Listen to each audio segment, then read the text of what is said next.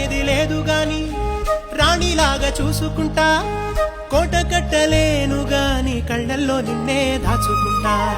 రాత ఎట్లా రాసి ఉన్నా ఆ మార్చి నీతో రాసుకుంటా. స్వర్గమంటూ ఉన్నదంటే అది నీతోనే ప్రతిరోజు పంచుకుంటా.